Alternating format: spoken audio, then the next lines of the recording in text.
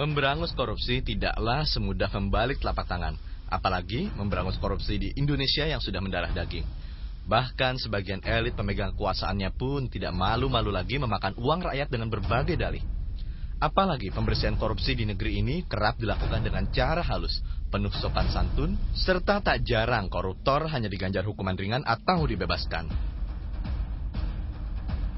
Tak heran, Transparansi Internasional menempatkan Indonesia pada posisi ke-100 dari 183 negara jauh di bawah Malaysia, Singapura, dan Thailand.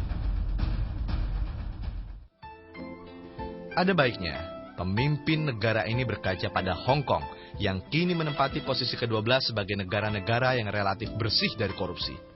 Sebelum tahun 1973, Hong Kong adalah daerah jajahan Inggris yang sangat korup. Polisi, hakim, jaksa, hampir 90% penegak hukum serta penguasa setempat tidak ragu-ragu memeras rakyat dan menumpuk kekayaan hanya untuk kepentingan pribadi serta terlibat dengan mafia maupun sindikat kriminal. Siapapun yang mencoba melawan akan dihabisi tanpa ampun. Kotornya penegak hukum di Hong Kong pada tahun 1973 ini diabadikan oleh sinias tempat dalam film I Corrupt All Cops. Kondisi ini membuat pemerintah kolonial Inggris frustasi dan geram, sehingga akhirnya pada tahun 1974 mereka membentuk Komisi Independen Pemberantasan Korupsi atau ICAC. Ketika itu, Gubernur Murray McLehose menempuh cara radikal, yaitu memecat hampir seluruh jaksa, hakim, dan polisi di Hong Kong. Kemudian, untuk sementara waktu, ia menggantinya dengan penegak hukum dari India dan Australia yang masih merupakan koloni Inggris. Meski demikian, masih ada sekitar 10% penegak hukum yang baik. Mereka dipertahankan dan berada langsung di bawah komando sang gubernur. Akibatnya, mafia Hong Kong pun kalang kabut.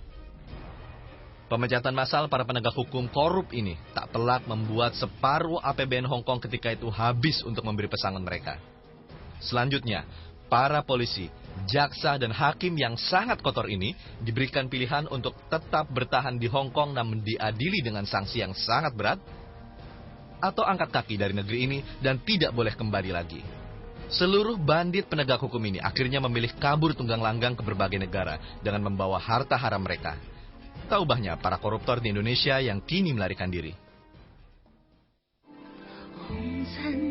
Cara ini ternyata sangat efektif. Terbukti Hong Kong kini mulai bersih dari korupsi karena akan dihukum sangat berat dan tidak hanya itu. Jika mencoba melakukan suap, maka siap-siap hukumannya akan digandakan. Inilah cara pemberantasan korupsi yang tergolong efektif dan radikal, namun dengan catatan membutuhkan nyali dari seorang pemimpin.